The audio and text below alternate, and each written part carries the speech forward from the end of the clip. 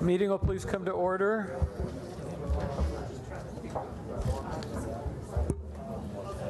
Barbara, would you please call the roll? We have Commissioners Berard, Fleming, Levine, and Noonan present. This proceeding is broadcast on Channel 35. The exact broadcast times can be found by contacting Channel 35.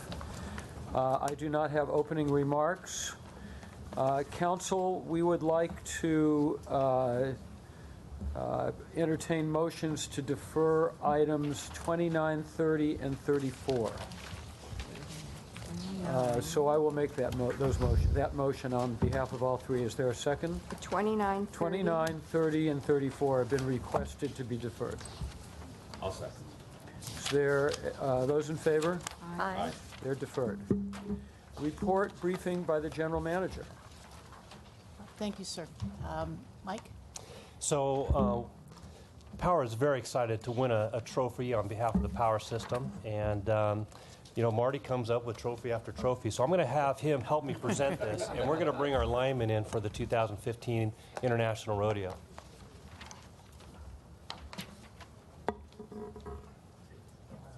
Oh, they didn't fool around with that trophy. This is the biggest way to make it up. Oh, my God. That's right. It's a big one. It's almost life size. And Andy Kendall will be making the presentation and co-directs the Power system. We are pleased to bring in our 2015 International Lineman Rodeo competitors. Not all of them could participate today. Some are out working our crews restoring power in the windstorm we're currently working on. But we did bring in the ones who were available. So again, this was the 32nd Annual Lineman's Rodeo. The Department of Water and Power has competed in this event for the past 25 years, since 1990. We have won overall trophies for first place municipality for our teams. This is the first time in our history of competing that we have had a participant place first place overall. And this year's rodeo was the biggest, over 1,000 competitors, 300 apprentice teams, and over 700 journey level competitors.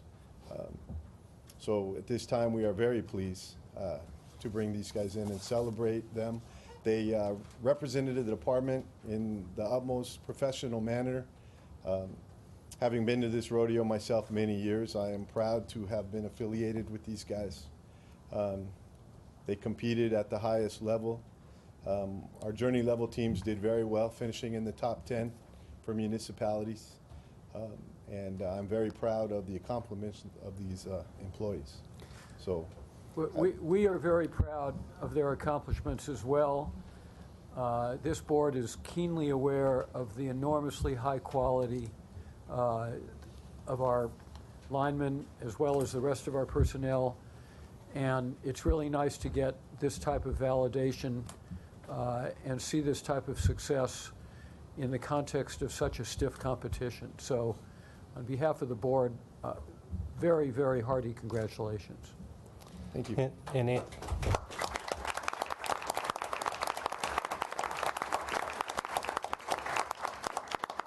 So at this time, I wanted to bring up Chris Sanchez and Daniel Hawk. Daniel Hawk placed third overall for municipalities, and Chris Sanchez won first for municipality and first overall for apprentices.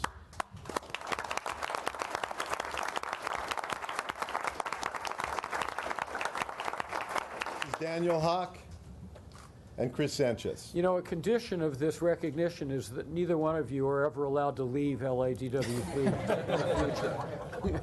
Just for the record, want to get that out there. We did want to mention to the board, in addition to the rodeo that's held in Kansas City, and I've been to that one a couple times, it's pretty wild, the international. We also have our own local rodeos that are held often in DWP territory. I'd like to make sure that this next year we invite the board to both of those, so you'd have an opportunity to really see what they do. There's speed climbs, there's hurt man rescues, and our teams are always at the top of their game. So we'd love to make see that. it. Thank you, sir. Firsthand. And so we'd like to get the team up for some pictures with the board. So come on up, guys.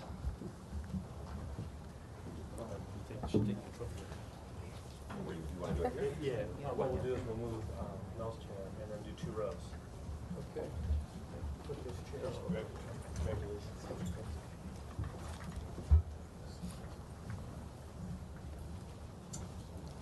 Can you two grab this one?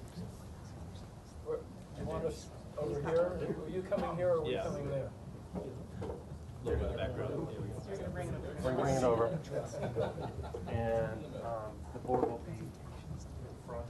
Okay. If you want to grab that. Don't drop You it. may want to trip. Yeah, don't drop it. You know what? Let's just sit on the table. Okay. Yeah, you go on the other side. Why don't you just walk around the back and go to the other side? And then, Yeah. guys can line up behind Sneak you. around the other side. You can just connect back there.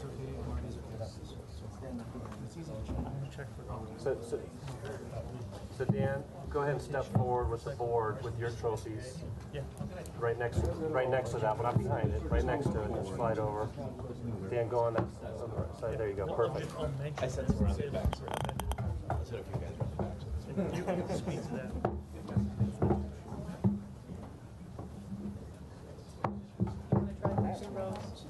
Yes. Let's get the tall people in front and the taller people in the back. They're all tall. Let's keep Dan in the Real front. tall Yeah, folks. let's keep Dan in the front. Yeah, there we go. Okay, much better. Okay.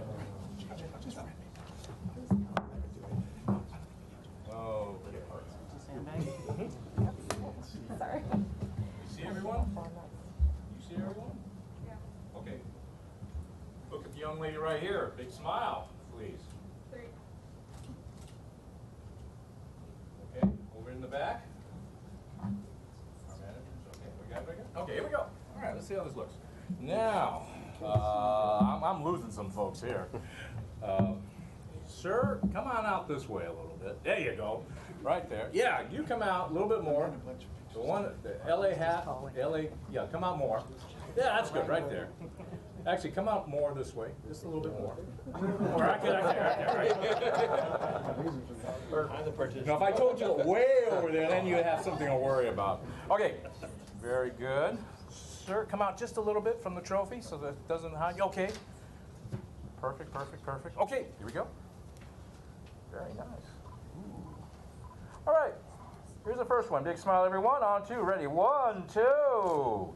Let's see how we're looking. Okay, let's do that again. I'm sorry. Get a little bit of reflection here. Here we go again. Big smile. On 2, ready. 1, 2. Okay.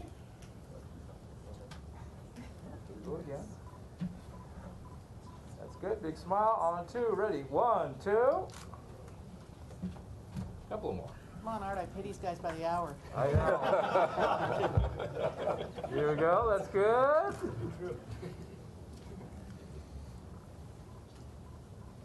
Good. And I'm just getting a little bit of reflection on that trophy. That's how I get around that. Here we go again. Here we go. And one last one. Sir, come out just a little bit. Right there. Big smile. And last one here. Right there. That's good. Right here. Okay. You want last one? We're good? Okay. Thank you. Thank you.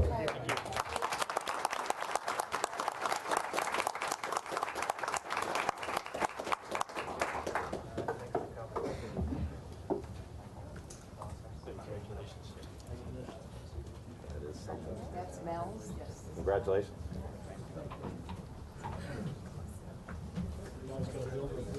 Good. How are you?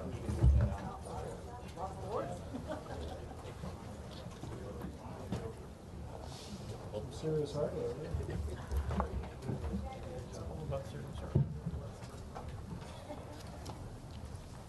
Madam General Manager, is that your complete report? That concludes our comments for today, sir. Thank you. This was very good. I learn those every week. Comments from commissioners on agendized items and requests from commissioners relating to departmental operations. Oh, the mic. Thank you, Marty. Commissioner comments? None. We have 4 public comment cards, Barbara. Yes, please limit your comments to 2 minutes. The first speaker is Devin Gordon. You wanted to speak on public comments, right? Because you didn't put Yes. a number up there for an item number, just general public comments, right? No, it's more of a personal issue. Oh, okay, well, this would be the public comment part. It's not on a specific item on the agenda, just public comment, right? Right. Okay. Okay. Good morning. Again, my name is Devin Gordon. I'm actually here to speak on 2 issues I have stemming Speak from. into the mic if you would. Oh, hear me better now? Yeah. Here to speak on 2 issues I actually have in regards to my termination with the Department of Water and Power, possibly related.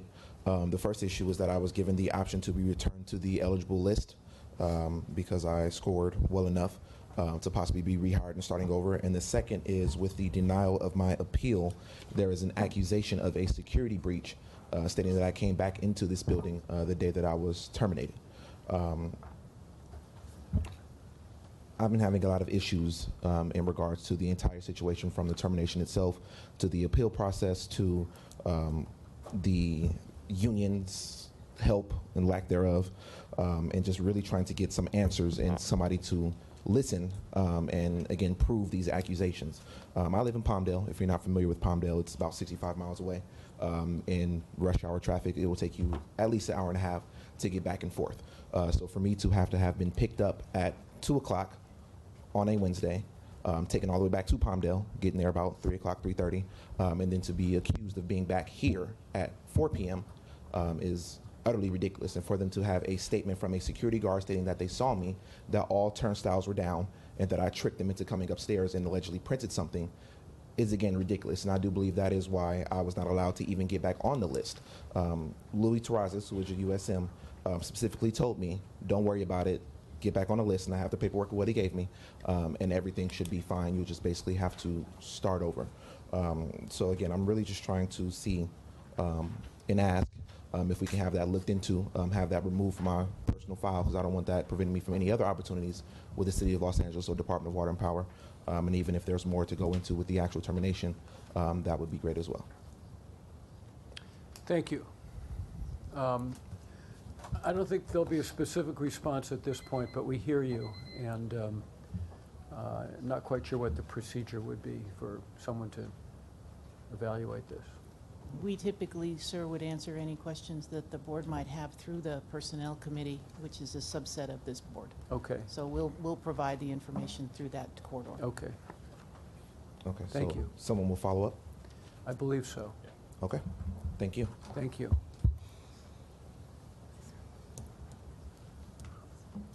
The next speaker is Veronica Padilla.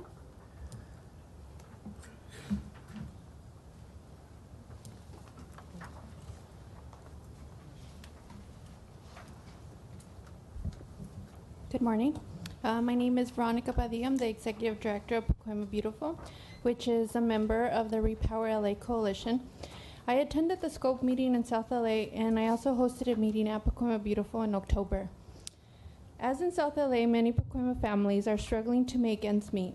We are also faced with a lack of good jobs, high level of pollution, and an increasing number of extreme heat days. Both meetings made clear that as the department moves forward and this rate case, the concerns of struggling communities like South LA and Pacoima need to be addressed. Those hit hardest by joblessness, financial insecurity, and pollution should benefit from new investment and be given the tools to weather the important rate increases. With this in mind, the Repower LA Coalition proposes a series of principles and incentives that we believe should be part of the department's investment planning.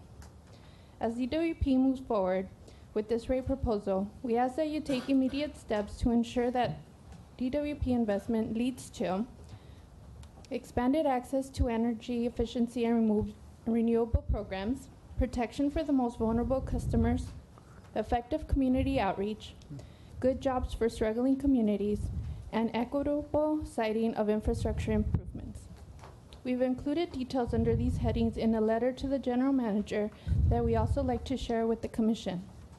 I believe it's in your file, and it looks like this. So thank you very much for your time. Thank you very much.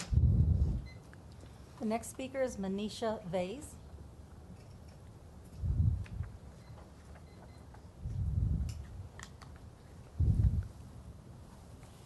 Good morning. My name is Manisha Vase, and I'm the Director of Organizing of SCOPE in South LA, and we are one of the conveners of the Repower LA Coalition. I wanted to give you a flavor of the November 3rd meeting we had in South Los Angeles. We were actually very privileged to have both Jeff Peltola and David Wright present the rate proposal to our membership.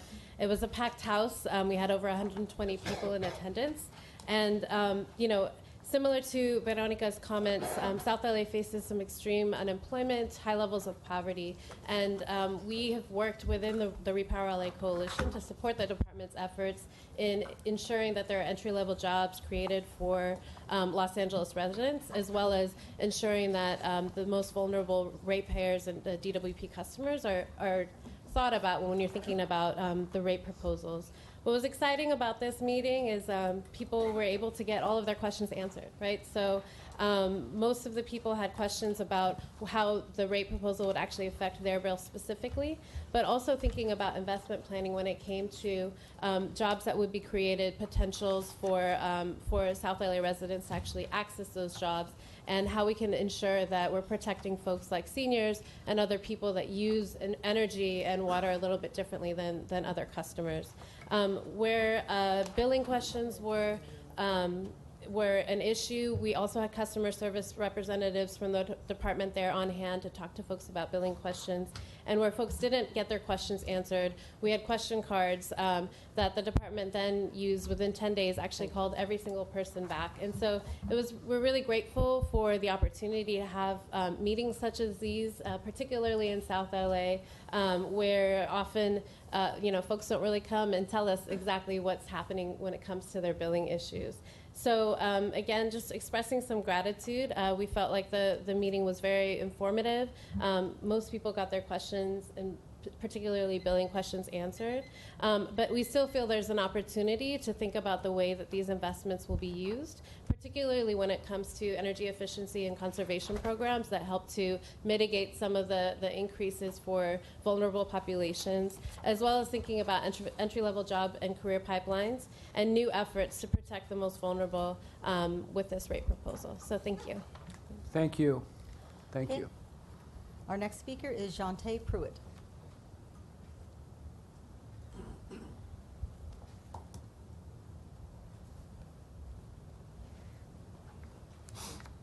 Good morning. As was mentioned, my name is Jante Pruitt. I'm an organizer. I'm an organizer at SCOPE, also part of the Repower LA Coalition. And as was mentioned, after hosting folks from the department at our office on November the 3rd, I'm glad to be here to share some feedback from some of the members in South LA on the proposed rate increase. And so I'm working with folks in South LA who are seniors on a fixed income, as was mentioned, as well as low-income families of color. In the face of the rate increase, are concerned with keeping up with their bills, but also recognize the benefit of access to affordable energy-efficient programs and services that reduce their bills, and also the opportunity for good jobs at the department. We want to make sure that we're ensuring access and affordability in particularly like the community solar program for members like Ms. Riley, who's here today, who has been approached by some of the private organizations that are offering to install solar panels, but really would rather support this department and her public utility and a trusted utility in accessing the resource of solar energy and solar storage, as well as many other families in South LA. Also wanting to ensure access to good jobs at the department that address the needs of unemployment and underemployment of ratepayers, but also connect with customers in low-income communities of color. For members like Landry, who's not here today, who's been doing outreach with the Small Business Direct Install program and talking to small businesses in South LA, and really seeing that the face-to-face contact is what's important and is what is taking folks through these programs. Also through the Utility Pre-Craft Trainee Program, which folks from our office have been able to access entry-level positions at the department. And so we just want to make sure, just wanted to project some of the concerns and some of the needs of folks in our community around good jobs and around access and affordability to programs and services. Thank you. Thank you very much. That was our last speaker. Okay, thank you, speakers. Item 5 on the agenda, comments from ratepayer advocate on agendized items. We have comments on 2 items short comments on items 31 and 33, and there will be very succinct amendments to those items. Okay, we will hear from you on those items. We move to the consent agenda, but the first part of it we'll take separately, which is item 6, approval of the minutes. Regular board meeting, October 20th, all commissioners present. Do any commissioners have comments on those minutes? Commissioner Noonan? Thank you. I would like item number 3 revised as it relates to my comments. So in the second to the last paragraph, it states Commissioner Noonan. I would like it to be revised to state, for future contract amendments on large-scale projects, parentheses, over $5 million, comma, please provide better context and explanation of the services and contracts that have been executed, parentheses, including their intent and financial scope, and provide a long-term objective vision and cost analysis on additional addendums that could be potentially forecast. And I feel that this better verbalizes the intent of my comments at that meeting. And I think it's very important for procurement reasons to have transparency, and so things just aren't piecemeal, but we really have a greater understanding of the cost analysis from the start to the end of every project. Is there any objection to making that revision in the minutes? Hearing none, that will be included. Those in favor of the minutes as revised, say aye. Aye. I wanted to add something. Oh, I'm sorry, Commissioner Barat. Yeah. I wanted to mention that at this meeting, I did thank the DWP senior staff for coming to the Valley Alliance of Neighborhood Councils, and they did a great job and spoke before 34 neighborhood councils in the Valley. And I just wanted it on the record that thanking them for coming. Is there any objection to that being added to the minutes? Hearing none, that will be added. So we'll now vote on the minutes with these 2 corrections. Those in favor? Aye. Aye. They are approved. Are there any items between item 7 and item 28 that any commissioners wish to have removed from the consent calendar? Commissioner Fleming? Items 14 and 24, please. Is 14 deferred? 14 is pilot program with Water Smart software. 14 and 24, Yes, did please. you say? Yep. Any others? One minute. I also had questions about 14, but I appreciate the staff meeting with me beforehand, and I think that the discussions, as well as Commissioner Fleming's comments, will be very insightful. In addition to 14, as I echo Commissioner Fleming's request, I would also like to discuss item 16. Item 16, Commissioner Noonan. Commissioner Barad, do you have any? I also had 14. Okay. So we will vote on items, to approve items 7, 8, 9, 10, 11, 12, 13, 15, 17, 18, 19, 20, 21, 22, 23, 25, 26, 27, and 28. Those in favor? Aye. They're approved.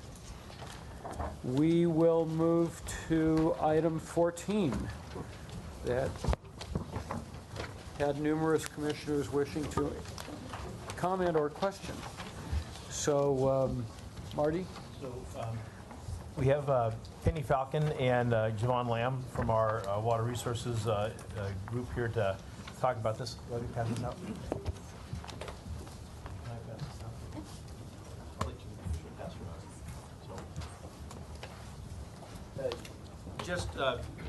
Barbara's going to pass out a sample of what this is about. But before the question, just to briefly talk about what the issue is here. We have an existing Water Smart pilot program. Only 20,000 customers receive a Water Smart audit, and it's basically comparing their water use to their neighbors. We've had a lot of requests to expand this program citywide. That's going to require a lengthy RFP process to really really go through that, and plus the fact that we have results of the pilot that are coming due. But we did feel that there's a need to address some of the high-use areas of the city, and particularly, places where we're seeing these, like the mega users and such. And what's really lacking as we're talking to these large customers is that there's really no mechanism for customer feedback right now. People see on their bill how they did this year compared to last year, but they have no sense of where they stand within the scope of other customers like them. And so what this provides, and a lot of cities are starting to use this, so I get one in Burbank at my home, it tells you how do you compare to your neighbors who are similar to you. And it gives you some real feedback. And someday when we have a smart meter program for water and power, people will be able to see immediately how they're doing and how much they're using. But right now, every 60 days you get a bill, and there's really no interpretation of whether your use is reasonable or unreasonable or how you compare. So with that said, Penny and Javon can answer any Marty, questions you if I could have. interrupt you very quickly, I just one follow-up piece of information. We originally had the pilot set at 20,000 Yes.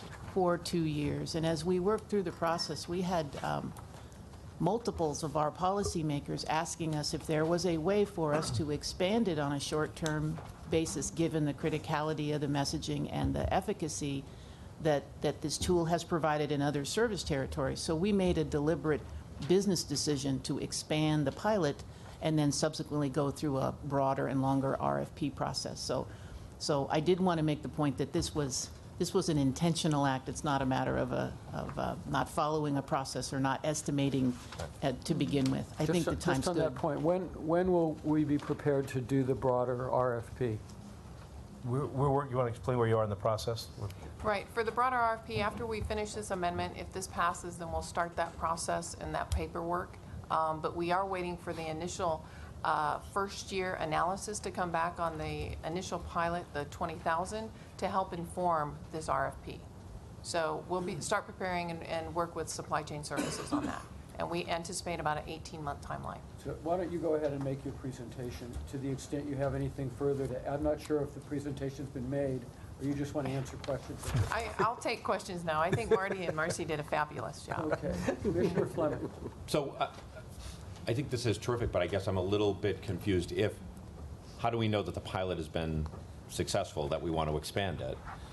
And if it has been successful, even though you say you haven't completed the initial piece of the pilot yet, if it has been successful, why delay kind of doing the full scale now? Why not say this pilot has been so terrific, let's go ahead and do the RFP and let's put it out there? A couple reasons. When part of what I meant, LA has a tendency to want to pilot things for years and develop a really strong database with which to move forward.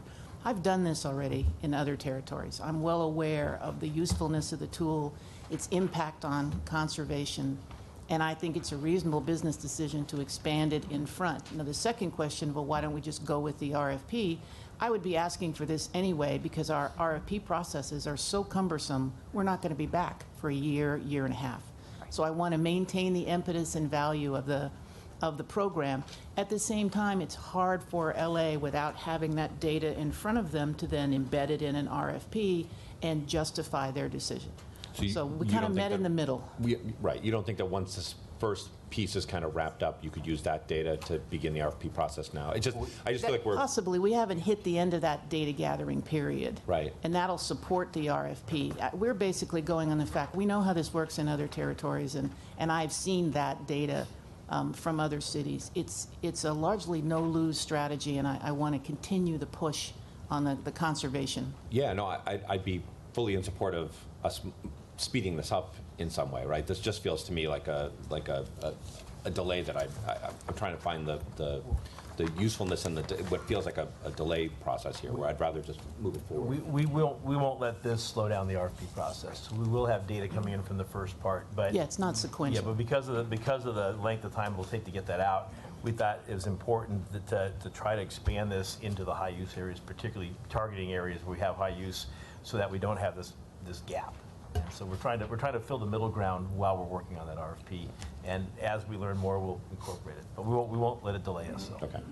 And just added, this program is really helping us to maintain compliance with the State Water Resource Control Board emergency water conservation regulations. Those regulations are set to expire in February, but we have been meeting with the State Board. They are planning to probably extend those. And so this type of program that really helps get at behavior changes in water efficiency has helped us maintain and meet that 16% compliance. Commissioner Noonan. You know what, my questions were answered earlier on, so again, thank you for taking time to meet with me before the board meeting. But I think that this is wonderful to make this more of a public discourse, because I had a lot of questions before we met. But the one thing that I emphasized is there's so many articles right now about water shaming, and the one that Joe Romalo shared with us yesterday, I thought made a lot of sense. I think, you know, if neighbors are antagonized, it's just going to make them defensive. However, given this really data intelligence shared in private manner, may make it more, it may make somebody more open to saying, wow, I didn't realize I'm so out of the park, and they may make them more open to changing their water habits. And the main reason I wanted to meet with them too was because I do receive a lot of mail inserts about how to save water, conserve water. Many times DWP is paired with those flyers that we receive. But I think that this is different in that it really compares you to your neighbors in a very private, confidential, and hitting manner. So I'm for it. Yeah. Commissioner Broad. Yeah. What do you think that you'll learn from the 73,000 that you didn't learn from the 20,000? I don't think we're going to learn anything more. Adding 73,000 is just to continue to grow the program while we go out with the RFP. They're concurrent exercises. Well, okay, then what did you learn from the 20,000? We haven't completed the 2-year analysis of the data. I'm suggesting we expand it based on my experience in Anaheim, based on my experience in Huntington Beach as a recipient, and with discussions of CEOs in other water agencies, that this is one of the most rapid tools that you can deploy to help people understand how they compare and then potentially help develop the behaviors to further conserve. Okay, so we know what it accomplishes. We have some kind of data that shows us what it accomplishes. There are, in the studies of the places this has been used, because it is used pretty widely, the savings have been between 5 and 15%. And so we're prepared that, you know, we may only see 5% because we have so many other conservation efforts going on, but we believe that there'll be a very measurable savings. And that's when we finish the data collection this first round, we'll see how that parses out. And then we'll also be able to see, you know, where in town we're getting impacts. This will go specifically at the highest use areas, and so as we get this out there, we'll see how that impacts those folks as well. We are reaching out personally to many of the very highest users, and the first thing is they're shocked that they're a high user. And so, you know, this personal touch is really lacking right now. We really need to reach these folks, and this is the only mechanism to do it in any kind of mass. That was one of my questions, is how do you decide who the next 53,000 will be? We targeted the high use zip codes. The high users? Yes. Yeah. You know, we specifically went after the area that we thought there's best likely savings that were untapped. And so the first 20,000 were a random sampling for our 4 okay. different water district areas. And then these the are next more 50 will be the targeted. high. And so we'll have different data and analysis from both those, how the high water users Right. respond and how the 20,000 at large respond. That should be interesting. It'll be very interesting. Yeah. I'm very excited because I'm a data geek. Okay, would you explain it seems like a wide range here, the contract amount from 799,000 for a new total of 948,000. Well, the 948 is the total, so it's the initial $149,000 for the initial pilot study, and now that we've added the additional 53,000 customers that are going to be getting this and extended the timeline, we had to add that amount. So the total amount of the contract is going to be that $948,000. And So we're asking the board to approve a $799,000 increase. So the 2 years would be from when to when? It's going to start, we anticipate people will start getting their reports probably in February of 2016 if the board approves. And it will run, they'll get 20 months of reports, and the contract will end in, I believe it's December 2017. So that's the 2 years. And that includes time to digest the data. Exactly. That'll include the analysis of all the data from both the 20,000 and the additional 53,000. Yeah, the reason, the first contract was a general manager level contract, so that didn't go to board. So to expand it, that's why you're seeing a contract on this now. Any other yeah, go ahead. Is that a definite, it says budgeted, so is that a definite number, or could it be more or less? The 948,000? No, we anticipate that that'll be enough money to target the 73,000 customers, and for us to do the analysis, and this also includes training of our customer service. Right. But unless we do less customers, we'll spend that money doing that number of customers. Exactly. Okay, thank you. You're welcome. Any other questions, comments? Commissioner Pickle? Two questions. Does this provides just the bi-monthly reports? It doesn't provide any online access for the customers? No, it also includes the online web portal for the customers. So that's where they actually get a lot more information in detail. What was passed out to you is the one-page custom report that they get, and they can elect to get that hard copy or via email. We do encourage our customers to sign up via email to get it electronically, but they all do get the web portal. How often is the data collected? Could they see their usage daily? No, this is not an AMI or a smart meter, since we don't have that access for all these customers. So this is based off of their bi-monthly water use report. And so this is created from that water usage. Other questions or comments? I think you've answered everything. Is there a motion?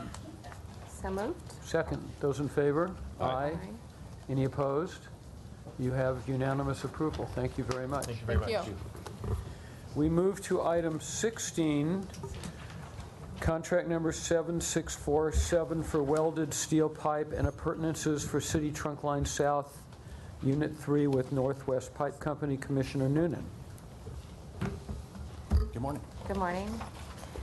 So you may not know, but I've served on this board for several years, and I've always tried to promote more transparency in procurement and taken advantage of technology to be more cost efficient for our ratepayers when not sacrificing the wherewithal of different infrastructure materials. So that being said, you know, pipe has been a long-standing curiosity of mine. So given that, I had a few questions. So under this agenda item, under alternatives considered, I feel like it's a little misleading in that it says that steel was chosen for pipe material on the CTLS U3 project because it meets the conditions on this project, including America Water Works Association, AWWA. But would it not be fair to say that other pipes also would have met these conditions? Right now, the only other one that would meet it would be ductile iron. Both the plastics, the HDPE and PVC.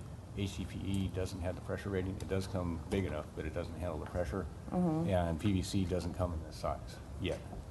Because our ratepayers will have to invest a lot of money in repairing our infrastructure, as they have in the past, but probably even more so, given recent events. I think it's important to be very specific and not, you know, kind of alluding that this steel pipe was the only mechanism to use.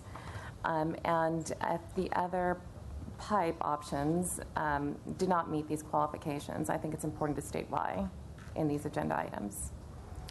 Okay. Later into that section, you know, I hear that that the PVC pipe was not feasible given diameter and pressure requirements on the project. And from the research that I've obtained over the years, this seems to defy that. And so, again, I would ask our general manager, I know I requested this several months ago, but I would like a new presentation provided to our board members about the different technology that exists in piping, since we will be spending millions and millions of dollars. And in I an want to make effort sure to appear as rapidly responsive as possible, we do have a portion of that on today's agenda in presentations. I'm not sure it's all encompassing, and my hope is that you'll hear the presentation and then fill in some of the gaps where maybe your interests aren't met, but that is planned for today. Okay. So, I mean, those are my two things. I feel that in a way, this agenda item did not, it wasn't truly honest in stating that this was the only pipe that could qualify. And the other thing that I take opposition to, and this is one of the main reasons why I pursued this issue, is you had 26 solicitations, only 2 people bid. And even though I think that we have made progress in the procurement history, for me it's interesting that it cuts off at 2012, but even if you look at this date from 2012, out of the 5 contracts that were given, Amron Water Transmission Group got it time and again, and then Northwest Pipe, which is being asked to receive this proposal, was given it again.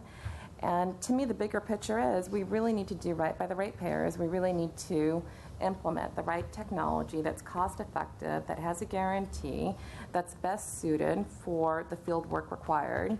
But, you know, I've just seen this too many times in that the same firms, the same steel firms, are given contracts time and again. And I think it really goes against all of the transparency and justice that we're trying to create on this board for our ratepayers. Just an answer on the steel pipe, the reason those 2 firms tend to be successful is location. They're It's here. 'cause of what? The location. They're here, and all the other manufacturers are far enough away that the shipping costs usually push them out. So these, you know, Amron moved their plant to Mexico, so they tend to win a lot of contracts unless we have the Buy America in there. And Northwest is fairly local also. So you're telling me out of the 26 people who downloaded this proposal, all of them were out of state, out of the area, and so only the 2 local ones that usually get the contract got the contract because of proximity to the worksite job? What happens in this arena a lot is that, so there's only a couple big pipe manufacturers that manufacture stuff locally. What you have a lot of times is middlemen who want to bid. And so there's sometimes if we're buying special pieces of pipe, you'll have someone who's kind of a chop shop, and they'll buy the pipe from the manufacturer and make special pieces out of it. But generally, you know, a lot of other people are looking to play a role in the middle, but the 2 manufacturers also bid. And so there's really, no matter where the pipe comes from, and it's either going to be 2 places locally that make it or someone who can low bid and afford the shipping. We've gone overseas for pipe. And have been very problematic with some of the quality we received, but even then we don't stop any bidding. But it's usually because the material is so large and so heavy that the shipping becomes such a major factor, and so a lot of the other ones would be people who were hoping to play a middle role, but they'd just be tagging on a price without any benefit. Marty, I think part of the challenge here is that the commissioners want to understand if there are that many bidders, why only 2 were successful. And I think we need to start trying to capture more of that subjective assessment in the board reports. Now, I understand it's problematic because, you know, not only are we displaying prices, but then the subjective characteristic. And I know it's a balancing act between making sure your process is independent versus trying to talk about these subjective elements. But these are reasonable questions when that many people bid, and I think we need to do more work up front and have that in the documents when they're presented to the board. We'll definitely do that, absolutely. Okay, my understanding on this one was that several people downloaded, but only 2 people actually bid. So we only received 2 bids on this, even though lots of people downloaded it. So,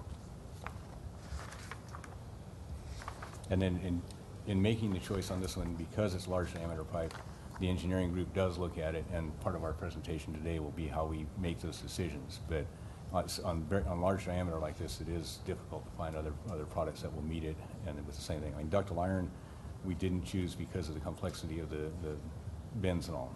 Ductile iron, you buy pre-manufactured bends. This one, because of the complexity, that we're going to have to make bends for it, or the manufacturer will. So steel, you can do that, but because you can weld it up. So that's the reason we chose that. I mean, to me, having served on this board as a volunteer for the years that I have, to me this is very disconcerting in that, given our budget, we are going to be spending millions and millions of dollars on this infrastructure. And I really would like a formal presentation where there are neutral outside parties talking about what other utilities do. because even though I have a lot of respect for General Manager Edwards and, of course, our president, I just think that there's so much information that would be helpful to this board on constantly agreeing to spend X millions of dollars to the same companies. I'd like to have a broader third-party overview as to what other utilities do. And, you know, are there other steel manufacturers that just make all of their money serving that one state?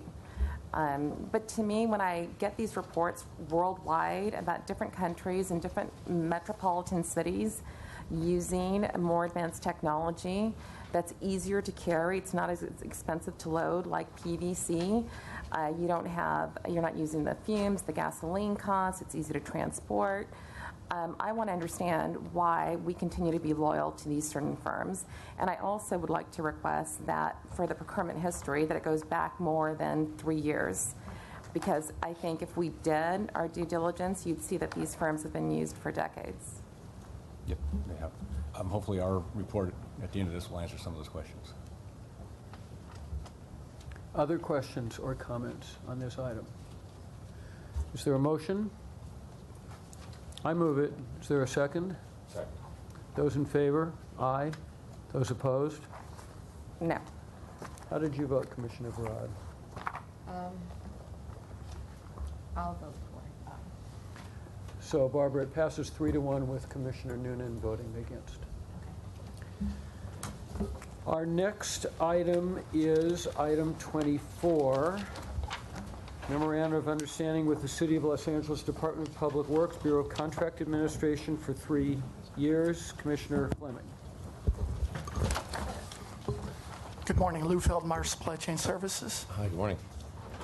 Simon Zodo, Supply Chain Services. So my questions around this, I understand that we're kind of stuck with going with this, so that I'm fine, I guess, enough with that, right? But so the two questions I had were, if you could walk us through just a little bit about Senate Bill 854 and kind of the law of unintended consequences, right? So that what it ends up costing us here.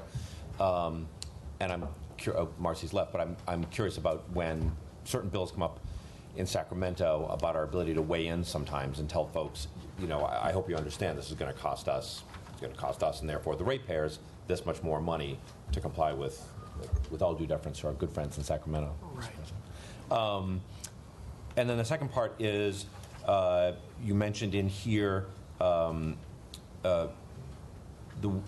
trying to figure out, will it help us track or does it help us promote getting more weeby contractors in here? And if it does, how will that work? So it's two parts. Talk a little bit about 854 and then a little bit about how, well, one of the benefits of having to do this is that we'll actually have a little more diversity in terms of the bidding.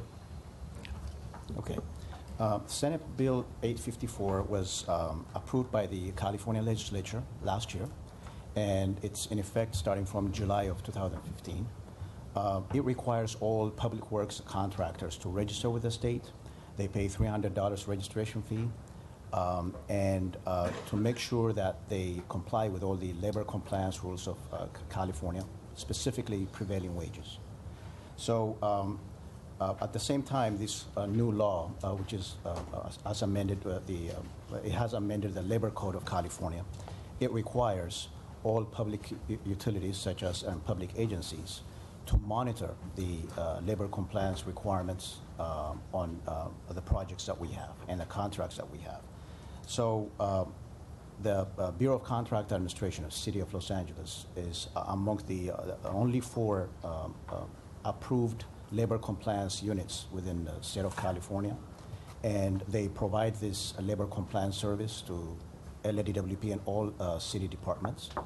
And we are going to invoke this service on a regular basis for all the DWP public contracts and construction contracts to monitor whether payroll records are submitted on a timely basis to a Bureau of Contract Administration.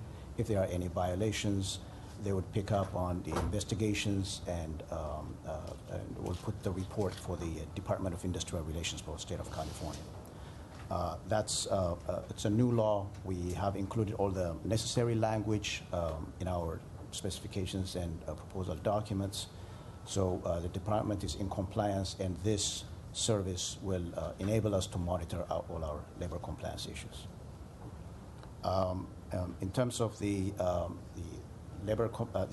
certification, the department has improved, at least for the last year and a half. We have improved our efforts to bring in as many small businesses, disabled veteran businesses, minority and women businesses to be part of our contracts. We have started a small business academy. We are attending a lot of outreach events. We're putting a lot of efforts to bring in small businesses. And one of the key areas for increasing that is promoting to the business community that they should be certified to, as a small business, as a disabled veteran business, as a minority and women, to be accepted as part of the goals that we're trying to reach. So the Bureau of Contract Administration is, again, the only agency within the city of Los Angeles that does have the authority to certify. They do have staff assigned for this. And we usually refer our bidders to Bureau of Contract Administration to get certified by the city of Los Angeles so that we can give them credit for their participation in our contracts. So as we move forward in the future, this is going to be a great help for us in improving our numbers on small business and disabled veteran participation. Right, because I mean, you understand, this is like, we have to make this major jump. There's a number of people that have to get hired, basically just do a lot of monitoring. I mean, the numbers were all in here. If we're having this conversation a year from now, having had to expend all this extra money, thanks to our friends in Sacramento, will we see an increase then in representation among bidders from minority-owned businesses, women-owned businesses, small businesses, et cetera? Absolutely. We're looking forward to that. We're expecting to see additional, our numbers for small business, minority and women business participation to go up. It primarily depends on our efforts, and we're putting a lot of effort in that area. But the certification process, these are employees at Bureau of Contract Administration.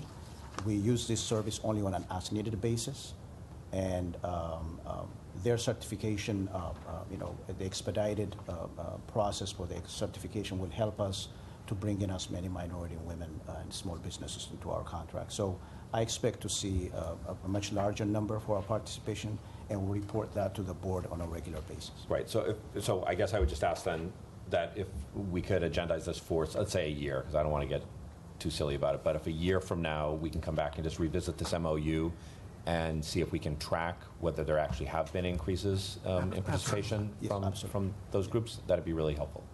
We'll do that. Thank you. Thank you. Thank you. Any other questions or comments on this item? Is there a motion? So moved. Second, those in favor? Aye. Aye. Aye, it's approved. Thank you. Thank you. Thank you. We go to item 31 on the regular agenda. And this item is First Amendment to Smart Grid Demonstration Cooperative Project Agreement among National Aeronautics and Space Administration for Jet Propulsion Laboratory, University of California, Los Angeles, University of Southern California, and LA DWP. So, Commissioners, the Department of Energy granted an extension for the Smart Grid project that we're working on with them to finish collecting the necessary operational data for a complete evaluation of the program. So this agreement simply aligns our agreement with our partners to match that extended term of the demo project.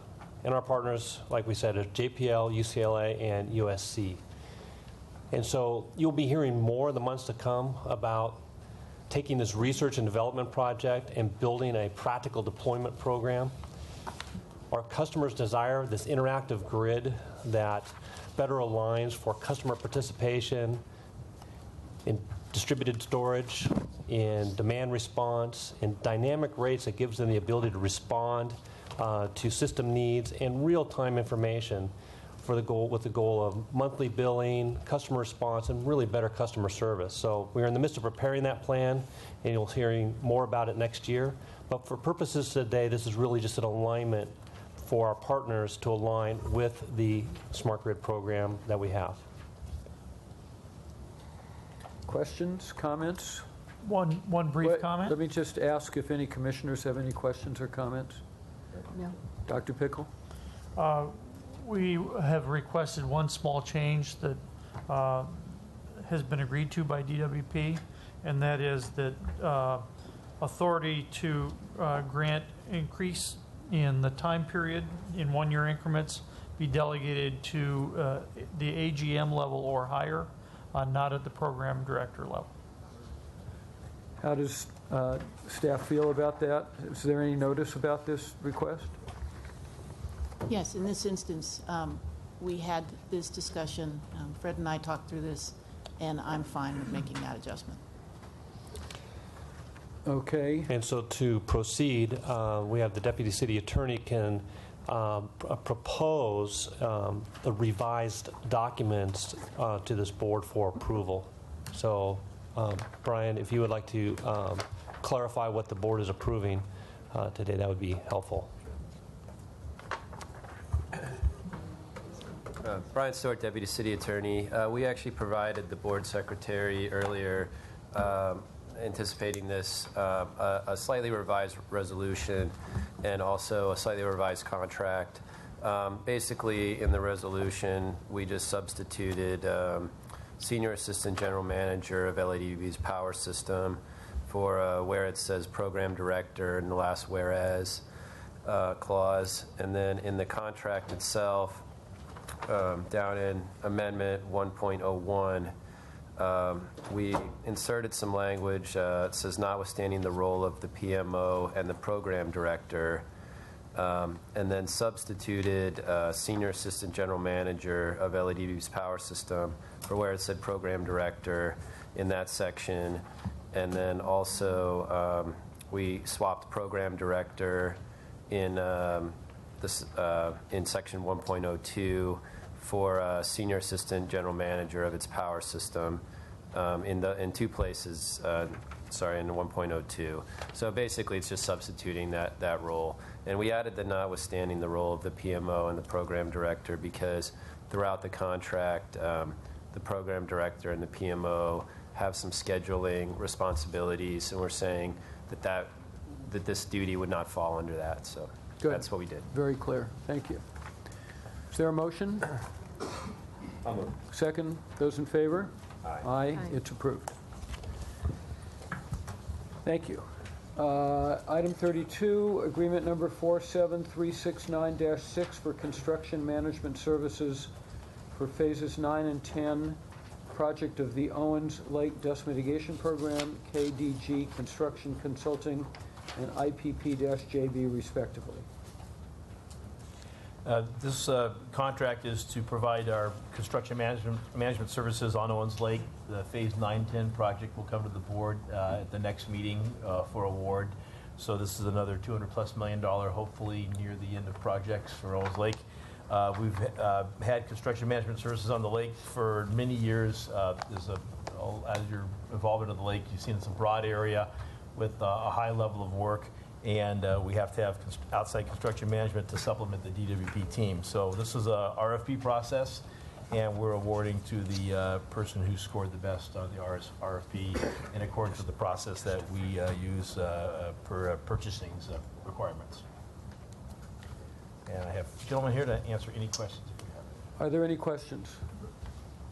Is there a motion? So we are, just to be clear, we are just awarding to a single contractor, KDG. Got it. Right. Those in favor? Aye. Aye. Any opposed?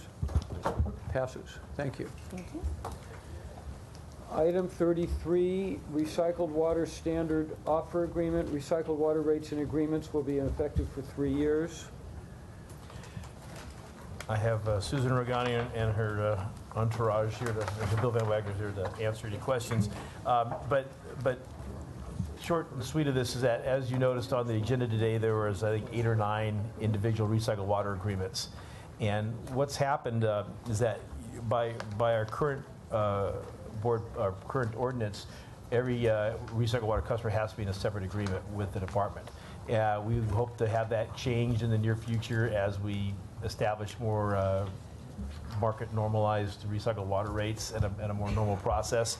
But what we've seen is areas, particularly like Playa Vista, where we had large developers that are now have gone from 1 or 2 customers to a number of customers, all those individual customers have to have a special agreement with us. So we're trying to standardize that so we don't have to bring agreement after agreement to the board. They're all basically duplicated with different customers, just to continue recycled water use under the current ordinance. Now, all of the agreements go away once the ordinance is refined? Yes, once we have the new ordinance in place and the new rates in place, then we won't need these agreements any longer. So Susan and Bill can answer any particular questions. Are there questions by commissioners or comments? Sir, I do have one comment, and this was based on a last-minute discussion with the RPA, but I'm comfortable accepting it would be better if we knew these a little earlier so I could get the documentation changed. But they had desired to have a cap on the delegation such that any recycled water agreement over a certain threshold, and we agreed on 100 acre-feet, would still come to this board. That's fine with me, because my intent is just to quit peppering you with these standard agreements for small deals, so I'm fine with the inclusion of that language if the city attorney can find a way to make that happen. And you don't believe that will, you believe that level is high enough so that it won't create a lot of unnecessary activity? I do. I discussed it with Marty. Okay. If you and Marty are fine with it, I suspect the rest of us will be fine with it. Dr. Pickle? We've suggested that, and they've accepted it. We're happy with that change. Good. Did you have other comments? No more than that. Is there a motion? So moved. Second, those in favor? Aye. It's approved. Thank you. Thank you. Okay, we have deferred item 34, so we move to item 35. Resolution number 4901, authorizing the execution of a revolving credit agreement relating to short-term revenue notes and the related fee and interest rate agreement with Wells Fargo Bank National Association. Right. So on October 20th, this board approved the initial authorization for a revolving line of credit. This is the actual agreement. The initial amount is $300 million. Out of that 500, we got very favorable terms. There's a number of things that go on. This is not meant of any long-term credit. Is simply for any cash needs we may have, because we have funding from multiple sources. Peter Wynn is here, has a small presentation if needed, or to answer any questions. Do any commissioners have comments or questions, or wish to see the presentation? Is there a motion? I'll move. Second. Those in favor? Aye. Aye, it's approved. Very good presentation. Item 36, accounting treatment for long-term water conservation programs. The water system projects spending approximately $60 million per year for water conservation programs. So again, on this, we have previously set up a regulatory asset. This is to properly allocate expenditures for water conservation, where it's not actually our asset, so we've set up a regulatory asset for investments that we can make on water conservation, low-flow toilets, those sort of things. And previously, it was just for items that would last over 15 years. What this does is brings it from over 15 to now over 5. Again, I think it's the right thing to do for water conservation to properly allocate these costs. Ann Santilli is here to give a small presentation if you would like it, or to answer any questions. Well, do any commissioners have any comments, questions, or wish to hear the presentation? I have several questions. Okay. Commissioner Barad. Okay.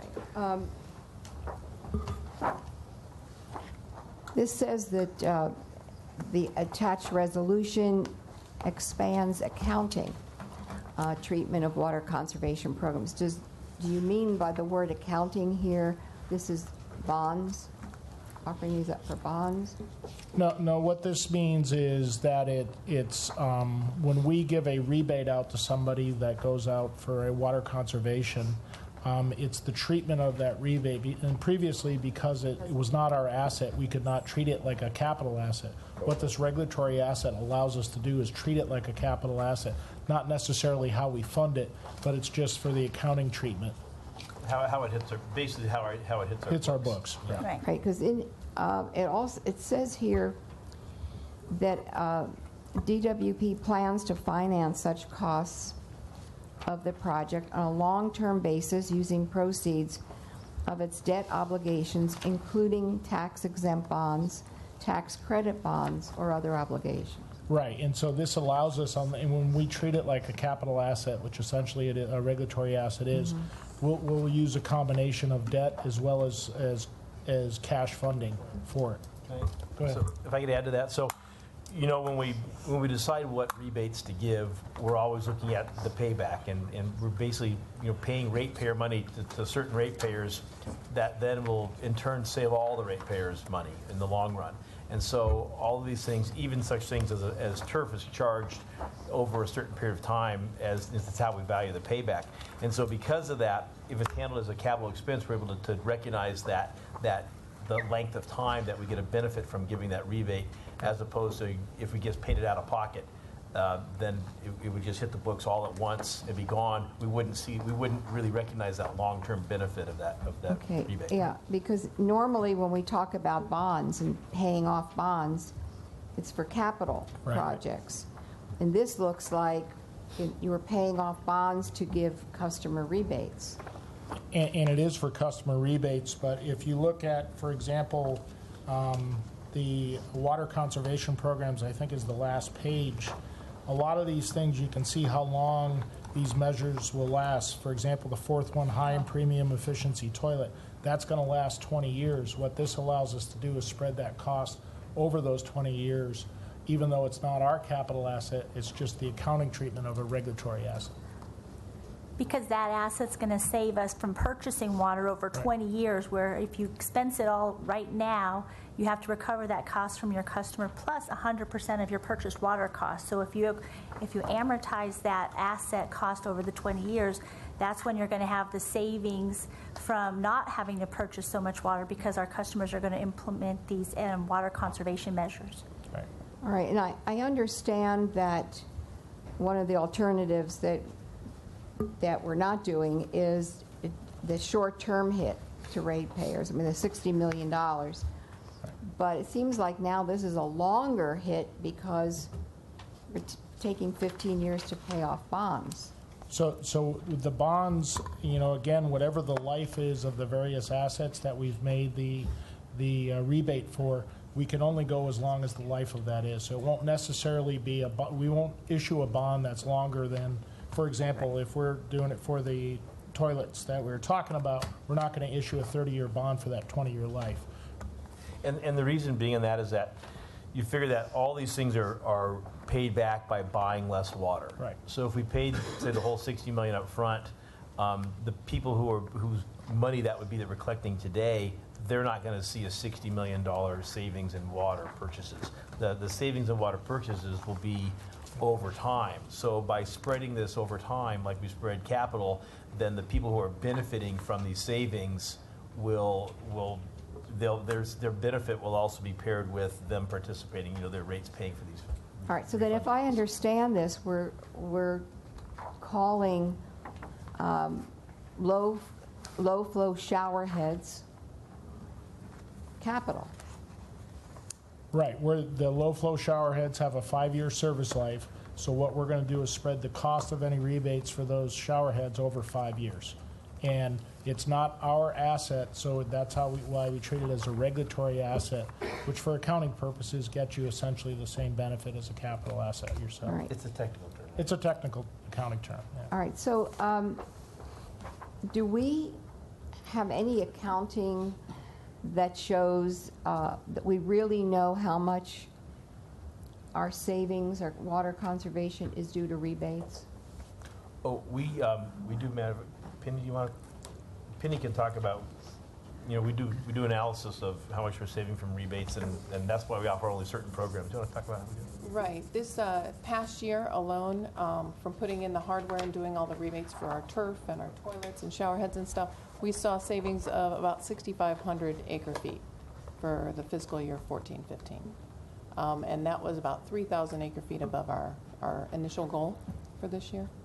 And that was a lot due to the drought and due to increasing media campaign and to increasing the rebate amount. Yeah, that was one of the questions that I had. How do we know what savings is due to a rebate or just people becoming good citizens? Oh, that's a great saving question. For the rebates themselves for hardware that we actually provide money for, we can capture that. If somebody goes out and buys a toilet on their own and replaces it and never applies for a rebate, we don't know that they did that. But again, we're going to see it in our water savings based on the reduction in demand from our customers. Now, from all the just PR campaign to take a shorter shower and to reduce your watering on your lawn back to 2 days a week, those are called what we call passive water savings. And there's no magic way to come up with those numbers. What we do is we know what the demand forecast is from modeling, what we expect the demand to be or the water use to be by our customers for a year. And we know what active conservation or hardware rebates that we put inside and rebate on.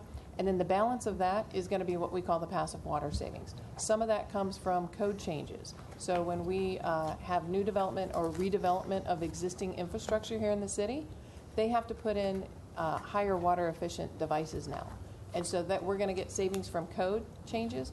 We're going to get savings from customer behavior changes. So there's a lot that goes into passive water savings, and we are working with the state to come up with better methods to actually quantify those. But Penny, none of those passive savings are part of this package that we're talking about. No, this package is all active that we're talking about. What we're paying for and what we have here is for active water savings.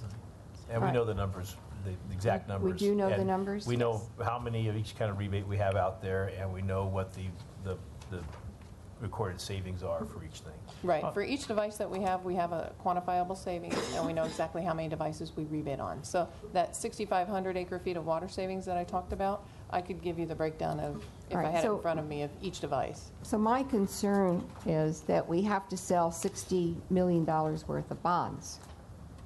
And are we getting a good return, our investment?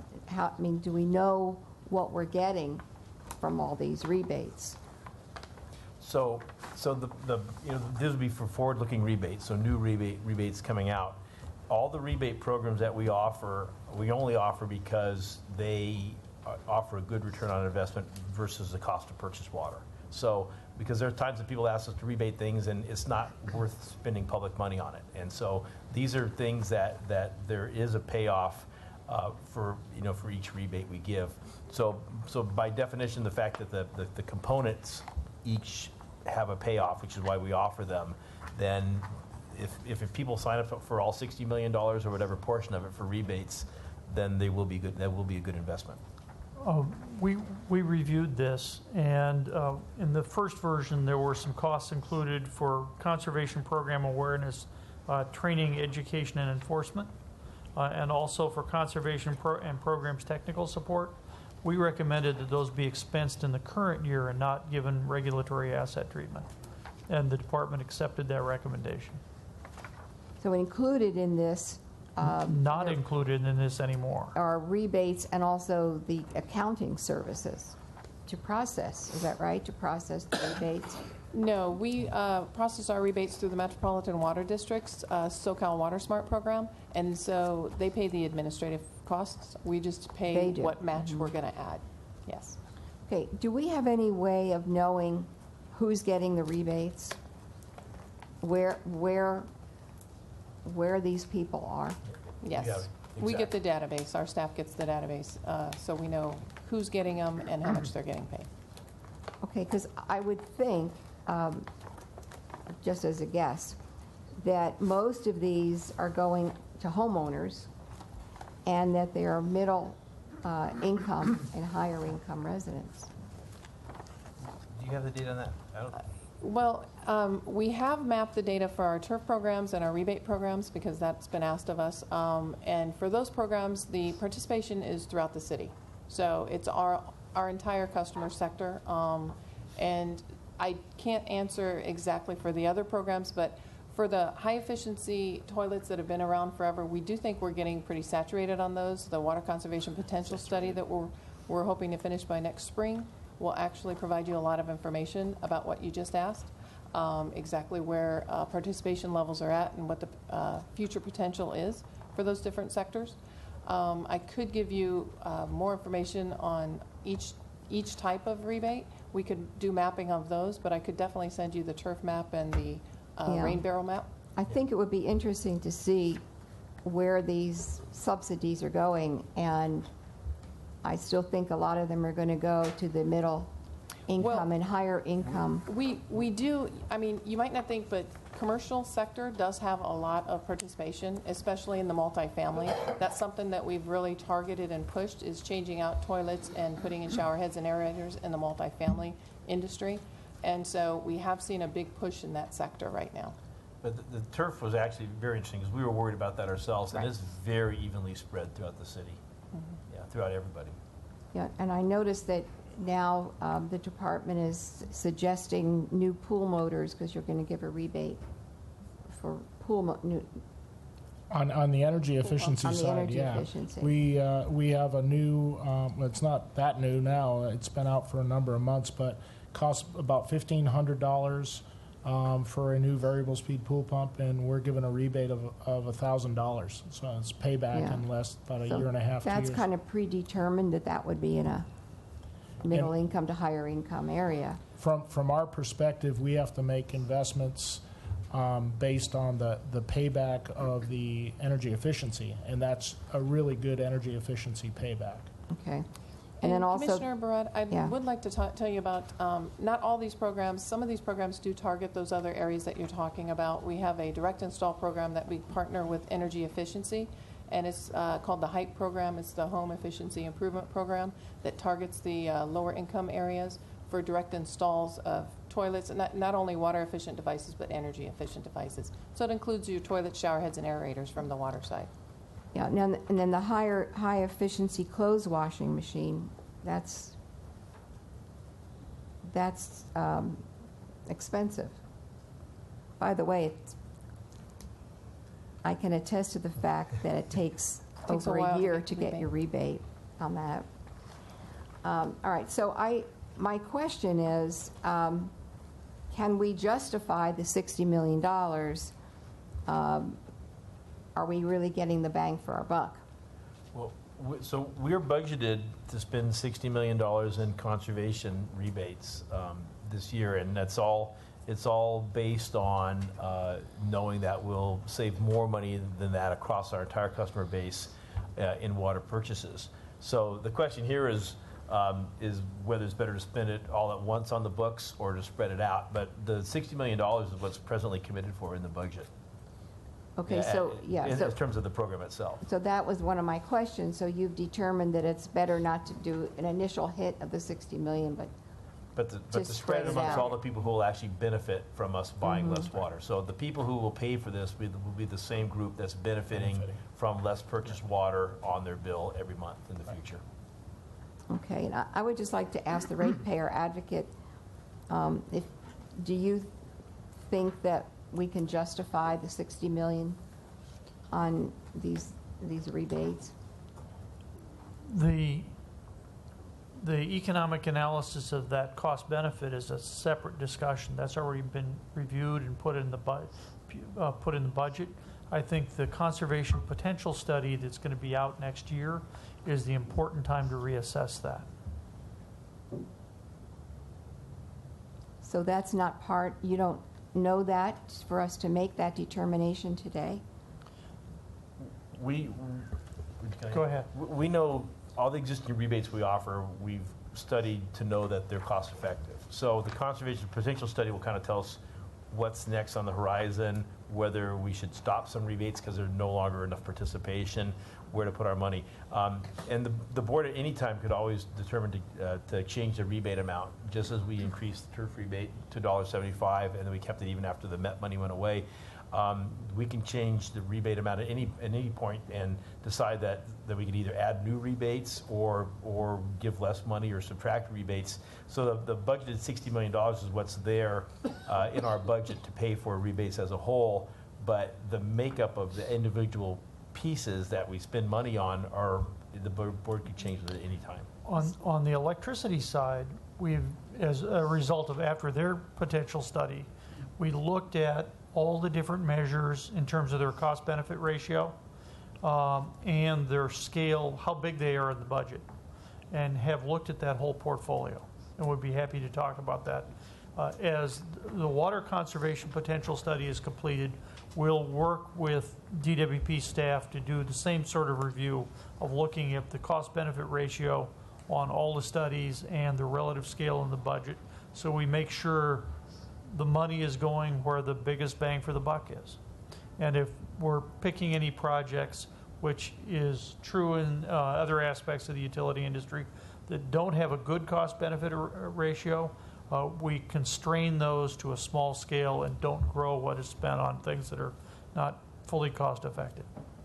Well, as a board member, I would have liked to have that information available today. Instead of saying, vote for this today, and then we'll come back in a year and we'll give you a report on it.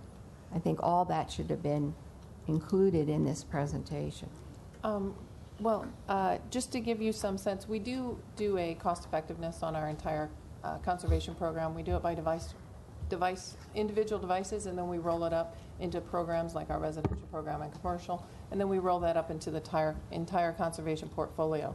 And the analysis historically that has been done on this that exists right now, we come in between $400 and $500 per acre foot, which is what Marty was trying to explain, that it actually is a lot cheaper than purchasing our metropolitan water supply. So it's about half. Okay. So let me make sure I understand then at this point. We have the aggregate studies that show that the savings in conservation are equal to $400 or $500 water that we're saving. And right now, Met Water is what? It's about 600 for untreated and closer to 1,000 for treated. Okay.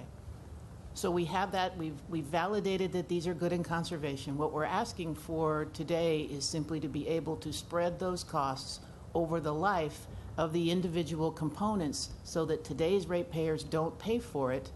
The costs are spread over the life of the unit so that we'll have the water savings to offset it and customers don't take the hit in a single year. Is that correct? That's correct. Correct. Okay, thank you. Is there a motion? Second. Those in favor? Aye. Any opposed? Abstention. Commissioner Broad abstains. Thank you. It's passed.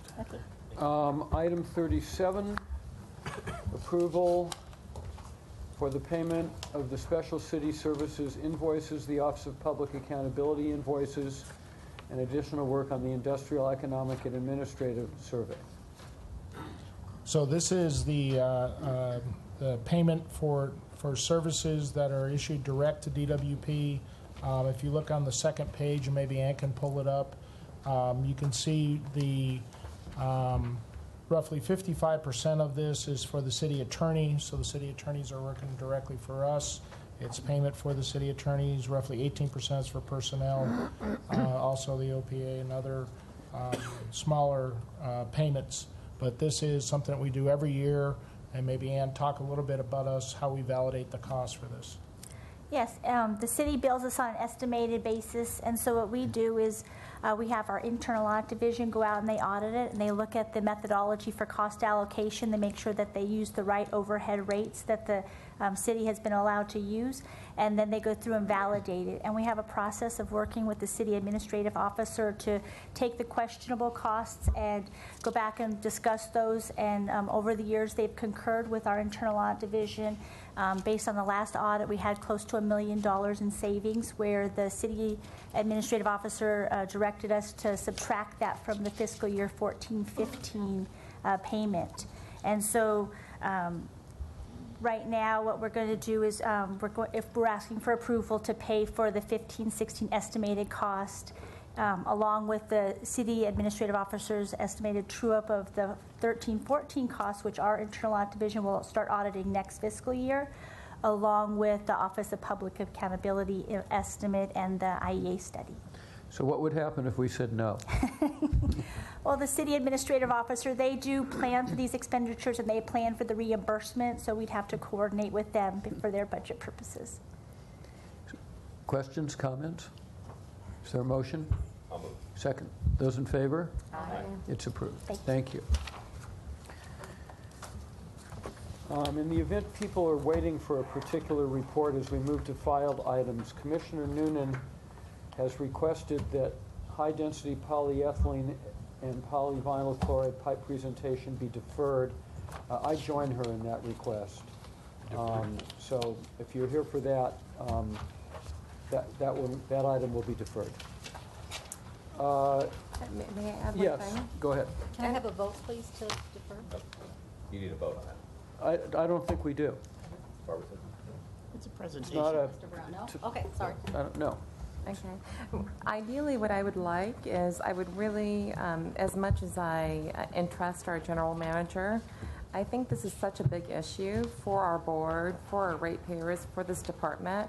I understand that our time is precious, but I do think that this affords having a few third-party neutral consultants speak to the matter, in that I think the ratepayers are used to us receiving information from the department, but I think it would be important to invite at least a couple of speakers, whether they're from other utilities or who have not participated in our procurement process, to be part of this discussion, because this will cost our ratepayers multi-millions of dollars in the future.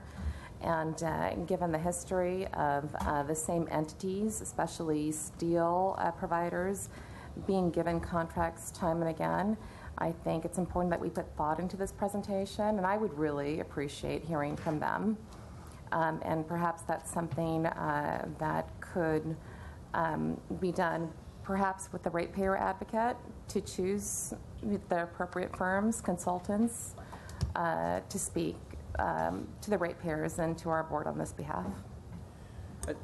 I'd like to just add, I respect, highly respect, and I know all of us do, Commissioner Noonan's very thoughtful comments and questions about these. I have no idea what the right answer is, but in light of the significance of it, I share Commissioner Noonan's interest in getting the type of presentation that she's requested.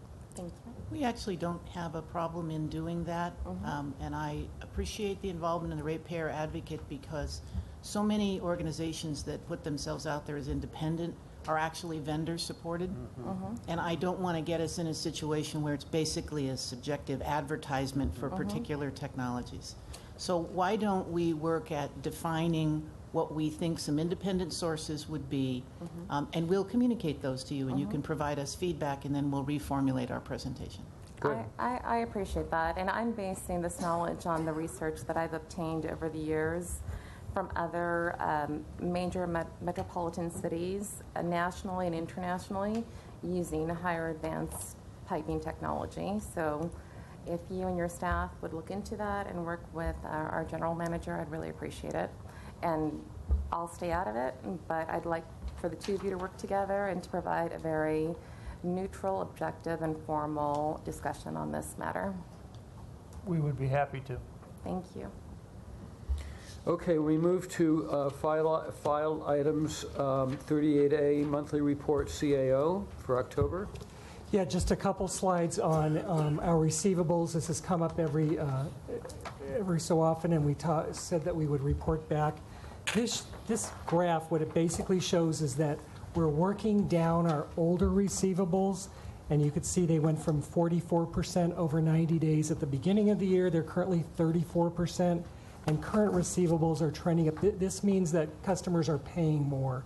We've spent the last year really encouraging customers to get on payment arrangements, reducing the thresholds, but I will say this shows that we have to now step up our process to move beyond just encouraging payment arrangements. If you look at the next slide, it shows we've worked this with commercial customers. We really have very few commercial customers that are paying late, and we really focus on them. They do represent over 2/3 of our revenue. The light blue is the light blue is current accounts receivable. Meaning how many days? 30 days or less. So 70% of our customers are paying in 30 days or less. Good, nice work. Receivables. I do want to just share that we've been working with a consultant. They have this graph, which kind of shows some different things we could do. What are the business benefit? What's the level of effort? We're going down this process over the next several months, essentially really with residential customers primarily. They call them get well initiatives, things you can do quickly. Looking at a fraud analysis so that this happens very much where you have maybe one spouse who signs up in their name in a rental. They don't pay for the last 6 months, they move. They sign up service in the other spouse's name to basically try to get out of paying that 6-month service, and there's ways to connect them together and go after the collections. We got to look at deposits, making sure we're actually collecting the right amount of deposits to the level we should from customers. Utilize our collection agencies, which we should be able to. Again, after the first of the year, there's some programming that we have to do. Budget pay plans, look at our pay plans, make sure that we're going after people who aren't paying on time, and really look at some behavioral issues. If you keep not paying, maybe we have to do some different things than if you just forget to pay once over the last 5 years, meaning perhaps we escalate the severance procedures a little more on customers that keep not paying versus a customer that just forgot to pay. So we are looking at this, we're working on it, and we'll continue to bring you briefings as the months go along. That's all. Very much appreciated. Questions, comments? 38B Power System, September. So in anticipation of the high winds, our electric trouble section elevated our status to a level 1, which really allows us the ability to bring crews in from different districts, different support groups to effectively respond to outages that were likely to occur due to the windstorm. At the peak of the windstorm, we had about 25,000 customers out, and we are currently have whittled that down to about 5,000 customers out. There has been some large trees that have fallen on some lines that brought them down, and it'll take some time to get those customers restored. Well, over the course of 2 days, our crews have restored 43,000 customers in the 2 days. So I have no other information to share outside of the written report for the power system. We'll address your questions as well as the renewables report, because today we do want to have some time to talk about our Beacon and Barron Ridge projects in a presentation later on. Good. I don't see a water report here. No, there's just the water quality report.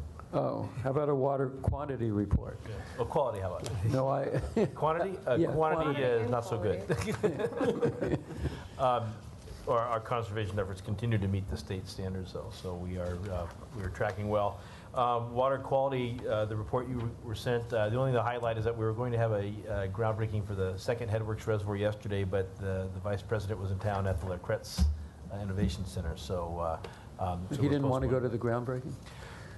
I think conflict in schedule. So we are going to have a groundbreaking. I did see yesterday though, and there's earth moving, and the project's pretty amazing to see. So hopefully, when we do have that, you'll be able to join us. Good. Okay, that moves us to Barron Ridge.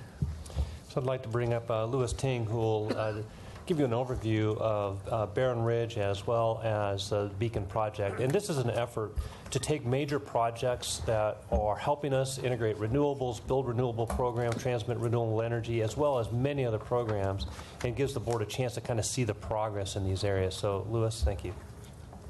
Commissioners, Louis Ting, Power Engineering Manager. I only have 6 slides, and that includes the title 1, so I'm going to move to number 2. Just to recap real quick. Yeah. Just to recap of the location of these projects, and these are a family of renewable projects. And we have Haskell Switching Station, which is about 12 miles north of the northern boundary of Los Angeles.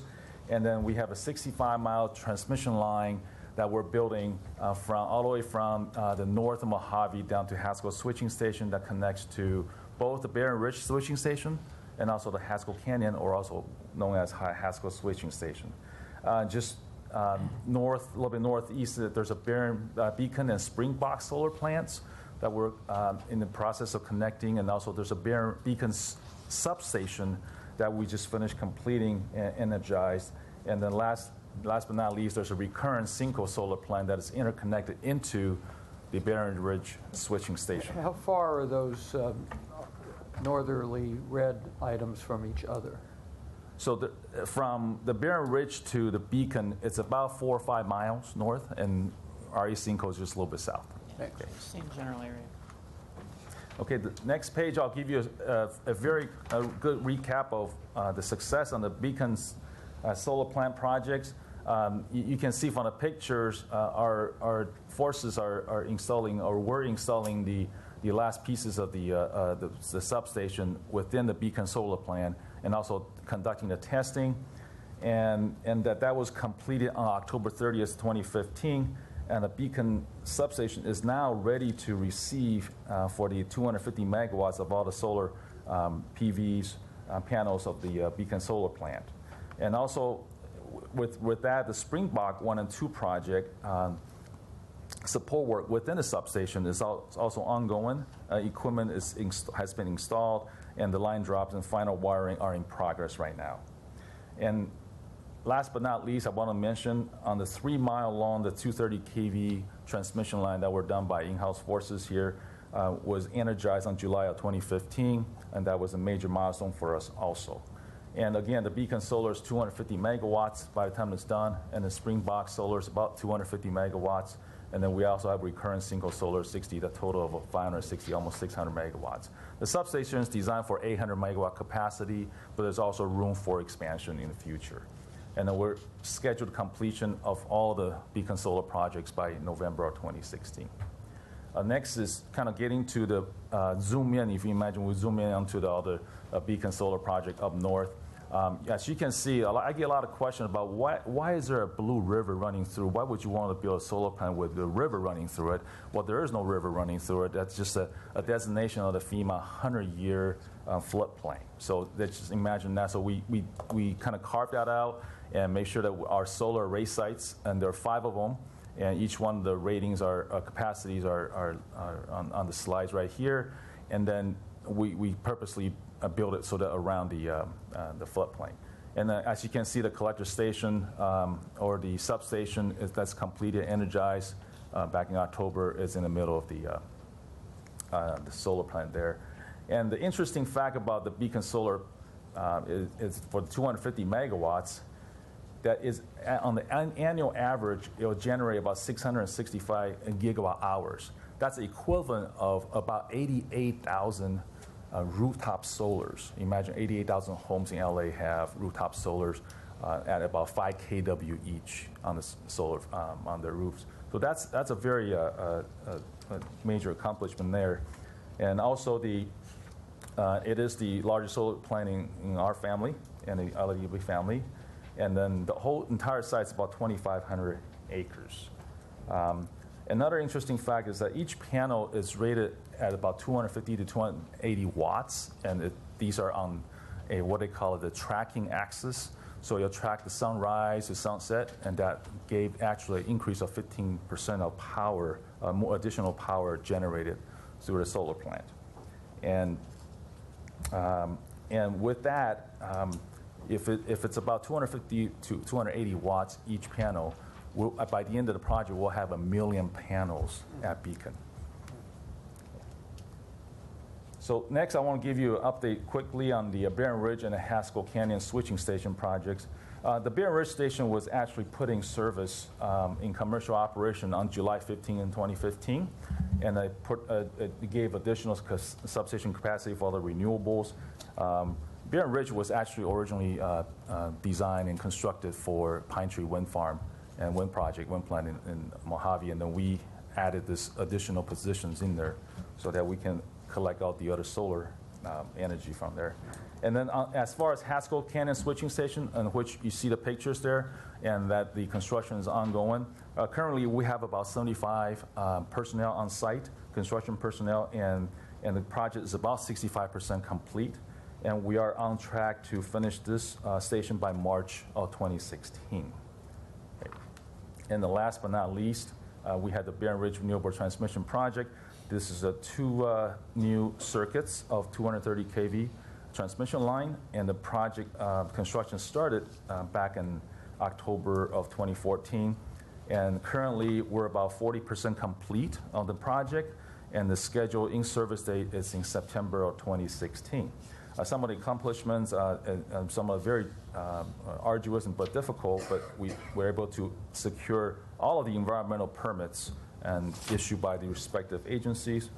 And the land acquisition is continuing. We're about 80% complete, and 16% is still in the eminent domain process. And there are a total of 309 towers. As you can see, most of the picture I show here is all the triple circuit and double circuit towers. All of that, 39% are 100% complete. And we're on target to finish those by September of 2016. And two major accomplishments. One of them is the August of 2015, September, we had an outage of a transmission line all the way from the gorge down to the south side of the Haskell Station.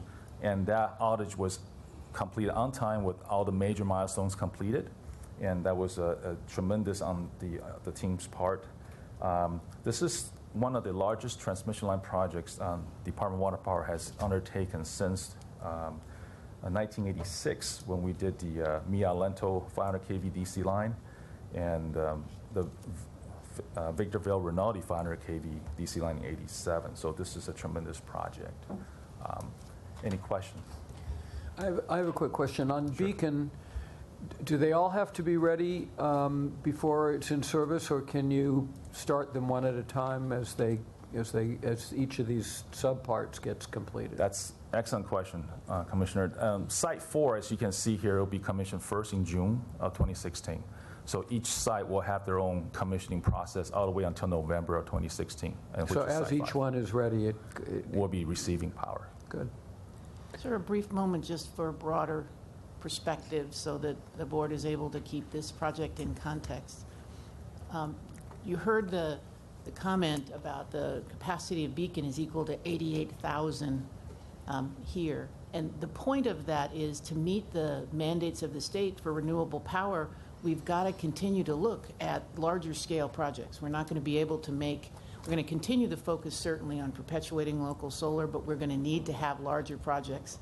Secondly, our system is limited now from how much energy can come in from the east. So the intention here was to basically build our own capacity up to where we could capture the benefits of that solar, bring it down into our system, and then use Castaic Power Plant as almost a big battery, if it were.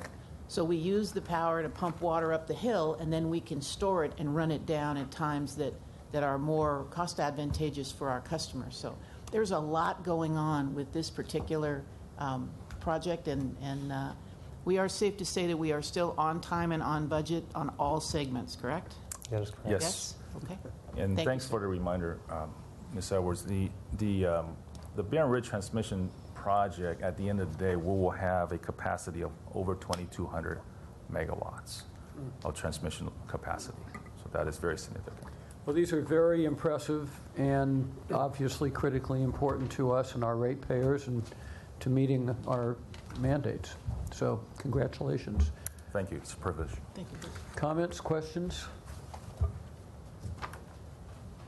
Okay, thank you very much for that. And counsel, you want to send us into closed session with your magic words? Let's see how you do compared to Richard. The board shall report any action taken in closed session and the vote or abstention of every member present thereon in accordance with section 54.957.1 of the California Government Code. That was pretty good. Thank you. Thank you. We'll recess into closed session.